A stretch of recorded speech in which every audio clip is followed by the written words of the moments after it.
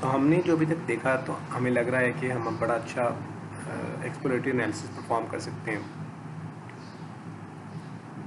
But we should actually be very careful with all these statistics. अभी आगे जाके देखते हैं कि ऐसा क्यों है।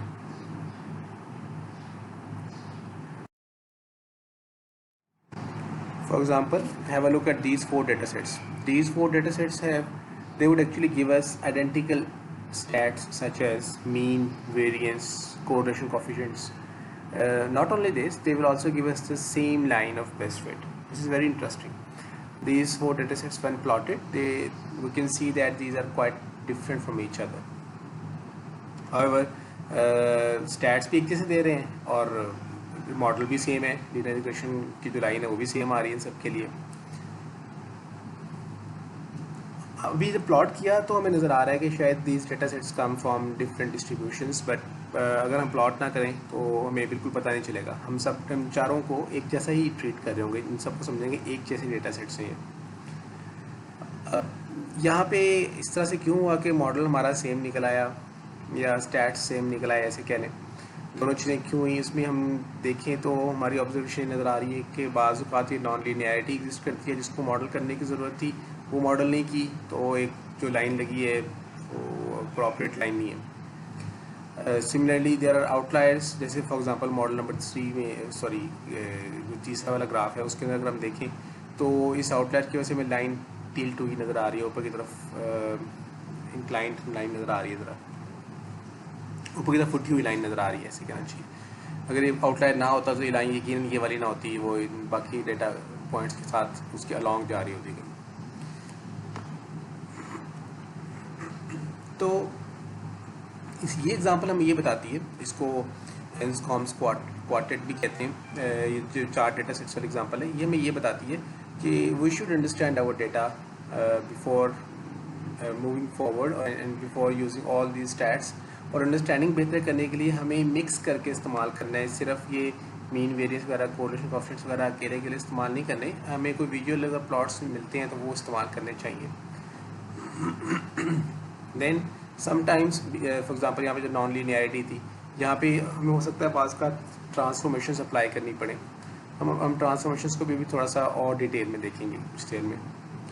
और फिर हमें इससे ये भी नज़र आता है इस एग्जांपल से कि how important it is to improve the model. Diagnosis करना कितना इम्पोर्टेंट है, ये समझना कि हमारे मॉडल ने सही फिट किया है नहीं किया डेटा को, या वो मॉडल बेस्ट अपनी स्टेट में आ गया या नहीं आ गया, ये आइडेंटिफाई करना, ये डिटर्मिन करना, ये बड़ा इंपॉर्टेंट है। और मॉडल को इम्प्रूव करते रहना इज़ वेरी इंपॉर्टेंट, ताकि हम इस तरह की सिचुएशन में ना आ जाएँ या इस तरह की सिचुएशन में ना आ जाएँ। अभी तक हमने ये देखा कि किस तरह से हम किसी एक वेरिएबल के अगेंस्ट कोई स्टैटिस्टिक्स कलेक्ट कर सकते हैं, या उसकी शेप देख सकते हैं, या दो वेरिएबल्स के बीच में रिलेशनशिप देख सकते हैं। और साथ हमने ये भी देखा कि हमें ये सारा काम कुछ कॉशन के साथ करना चाहिए, और वो केयरफुल होने का मतलब ये है कि हमें अपने मॉडल की इम्प्रूवमेंट के बारे की तरफ भी जाना है और डेटा की अंडरस्टैंडिंग ज़्यादा बेहतर करनी है। अब ये जो मॉडल की अंडरस्टैंडिंग और उसकी इम्प्रूवमेंट की तरफ हम जाना चाह रहे हैं, उसमें जो हमारे लिए टूल अवेलेबल हैं वो रेजिडुअल प्लॉट्स हैं, वो हमारी बड़ी मदद करेंगे। रेजिडुअल प्लॉट क्या है? ये एक तरह का स्कैटर प्लॉट है। इससे पहले जो हमने स्कैटर प्लॉट देखा वो दो इंडिपेंडेंट वेरिएबल्स के बीच में या इंडिपेंडेंट एंड डिपेंडेंट वेरिएबल के बीच में बना हुआ प्लॉट था। ये स्कैटर प्लॉट जो है वो हमारे वेरिएबल्स के बीच में, जो डेटा के वेरिएबल्स हैं उनके बीच में नहीं बन रहा, बल्कि ये रेजिडुअल्स और प्रेडिक्टेड वैल्यूज़ के बीच में बन रहा है। फॉर एग्जांपल हमने एक मॉडल बना लिया तो यकीनन हमें कोई वैल्यू देगा, प्रेडिक्टेड वैल्यू। हम अगर एक्चुअल वैल्यू और प्रेडिक्टेड वैल्यू का डिफरेंस लें तो उसको कह सकते हैं रेजिडुअल, और हम इस रेजिडुअल को प्लॉट कर दिया against predicted value which is labelled as Y hat in this graph, इस प्रेडिक्टेड वैल्यू। तो ये जो ग्राफ होगा ये हमारा ये वाला स्कैटर प्लॉट हमारा रेजिडुअल प्लॉट कहलाएगा। एक अच्छा मॉडल जो होगा उसका रेजिडुअल प्लॉट जो होगा वो बिल्कुल रैंडम पैटर्न शो करेगा, और जिसमें जो हमारा स्प्रेड ऑफ रेजिडुअल्स है वो बड़ा समझ लें कि यूनिफॉर्म सा स्प्रेड है, सिमेट्रिक सा स्प्रेड है, ऐसे कहना चाहिए, यूनिफॉर्म की बजाय सिमेट्रिक सा स्प्रेड है। और आमतौर पे जो रेजिडुअल प्लॉट्स हैं ये अपने लीनियर रिग्रेशन वाले मॉडल्स की डायग्नोसिस के लिए इस्तेमाल करते हैं, और इसकी वजह से होता क्या है, मतलब देख ही रहते हैं कि हम क्या चाह रहे होते हैं इस तरह के प्लॉट से। एक तो हम चाह रहे होते हैं कि sum and mean of the residuals is equal to 0, हम ये चाह रहे होते हैं। तो ऐसा हो तो इसका मतलब है कि हमारा मॉडल जो है वो प्रॉपर मॉडल बन चुका हुआ है। दूसरा हम थोड़ा सा डिटेल में और देखें तो हम चाह रहे होते हैं कि ऐसा प्लॉट हमारा निकले, रेजिडुअल प्लॉट इस तरह का हो कि इट इज़ शेपलेस, कोई इसमें से पैटर्न ना बन रहा हो, यू ना बन रहा हो, या उल्टा यू ना बन रहा हो, या कोई और पैटर्न ना बन रहा हो। It has no obvious outliers, बहुत ज़्यादा दूर दूर वैल्यूज़ ना कहीं कहीं हों, ठीक, काफ़ी सारी। Then it is generally symmetrically distributed, जैसे कुछ देर पहले हमने बात की थी। ये लाइन जो है 0 की लाइन है, ये 0 है, और इस 0 पे, इस 0 से नीचे वाली वैल्यूज़ नेगेटिव है। इसका मतलब है कि हमारा वाई हैट, ये प्रेडिक्टेड वैल्यू थी वो बड़ी वैल्यू थी, एक्चुअल वैल्यू छोटी वैल्यू थी। विदाउट लार्ज रेजिडुअल्स हो, एक तो इसके अलॉन्ग सिमेट्रिकली डिस्ट्रीब्यूटेड हो, और दूसरा रेजिडुअल्स जो है ना वो ना हो, लार्ज रेजिडुअल्स ना हो, यानी यहाँ पे जैसे मेरे रेड पॉइंटर है इस वक्त, यहाँ पे वैल्यूज़ ना बैठी हुई हो, यहाँ पर वैल्यूज़ ना पड़ी हुई हो। तो अगर फॉर एग्जांपल हमें इस किस्म का कोई रेगुलर प्लॉट मिल जाता है, जैसा हमें ऊपर नज़र आ रहा है, इसकी कोई शेप नज़र आ रही है, इट इंडिकेट्स के we need to perform some transformation, और उस ट्रांसफॉर्मेशन के बाद हम शायद दोबारा से मॉडल बिल्ड करेंगे। रेजिडुअल प्लॉट्स को ज़रा एक एग्जांपल से समझ लेते हैं। लेट्स सपोज हमारे पास एक लेमनेड स्टैंड का डेटा सेट है। लेमनेड स्टैंड पे हमें जो इन्फॉर्मेशन मिल रही है वो मिल रही है टेम्परेचर के बारे में, और रेवेन्यू कितना आ रहा है ऑन ईच डे। जो हर रो है ये एक डे को रिप्रेजेंट करती है। फॉर एग्जांपल जिस दिन 28.2 था टेम्परेचर, उस दिन रेवेन्यू हमारा $44 था। टेम्परेचर जिस दिन 32.9 था, हमारा रेवेन्यू $43 था, एंड सो ऑन। सपोज़ हमने लीनियर रिग्रेशन परफॉर्म की, हमें पता चला कि ये हमारा रिलेशनशिप है, revenue is equal to 2.7 times temperature minus 35, और ये हमारा अब उसके बाद रेवेन्यू जो है वो प्रेडिक्टेड आ रहा है इस कॉलम के अंदर, और प्रेडिक्टेड रेवेन्यू को इस्तेमाल करते हुए हम रेजिडुअल कैलकुलेट कर सकते हैं। एक ऑब्जर्व वैल्यू, एक प्रेडिक्टेड वैल्यू। यहाँ से हम एक अपना मॉडल जो है वो देख रहे हैं रिग्रेशन का, जो हमने भी बात की थी वो ये मॉडल है। सपोज़ हमें दरमियान में कहीं ये मॉडल भी मिला था, R² 0.24 वाला और R² 0.81 वाला मॉडल, ये जो हमने फाइनली कहा कि this is the best model. यहाँ पे हमें एक तो चीज़ देखने में जो मिल रही है वो ये है कि R² जो है 1 के करीब होती है तो हमारी वैल्यू बेहतर आ रही होती है। ये R² क्या है ये हम कुछ देर में देखेंगे। और R² की वैल्यू 0.24 है, ये कम वैल्यू है, तो ये मॉडल ज़रा ये कम अच्छा मॉडल है। इस स्लाइड पर जो हम समझना चाह रहे हैं वो है concept of accuracy from these graphs, ये दीज प्लॉट्स।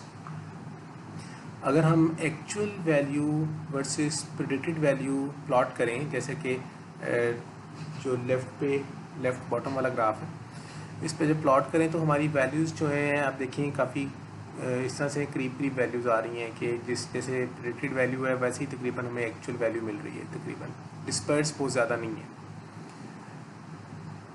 जबकि हम राइट साइड वाले ग्राफ को देखें जो R² 0.24 के अगेंस्ट प्लॉट हुआ ग्राफ है, इसमें हमारी काफ़ी डिस्पर्स्ड वैल्यूज़ हैं, प्रेडिक्टेड और एक्चुअल वैल्यूज़ का जो प्लॉट है।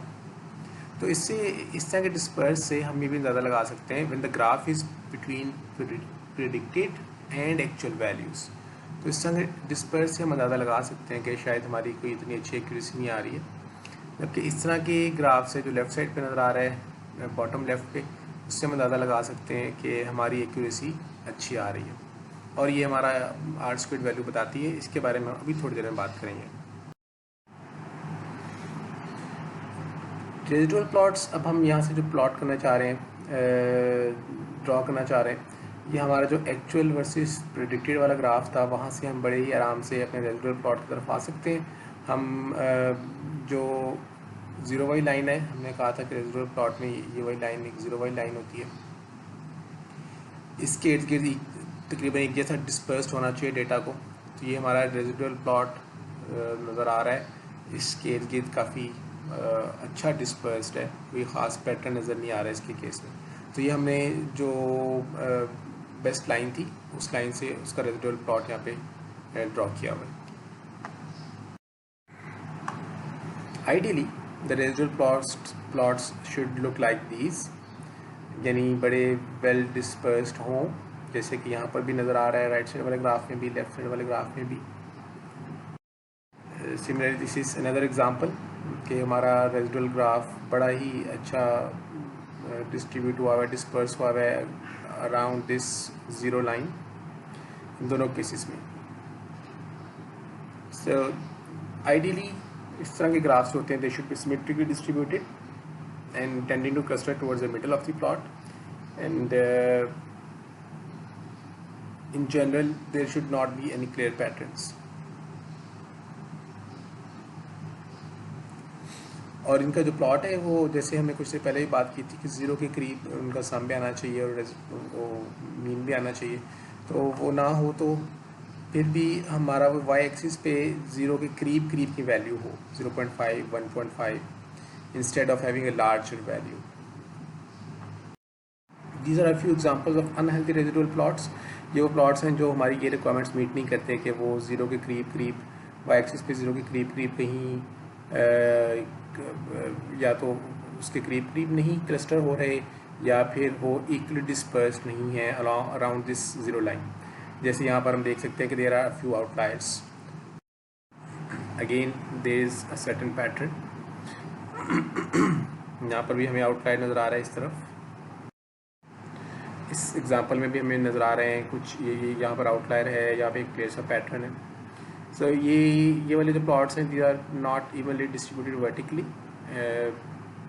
अब इस तरह की सिचुएशन तो हमें क्लियर पैटर्न नज़र आ रहा है या ट्रेंड नज़र आ रहा है रेजिडुअल्स में, then our model has room for improvement and we can apply transformations.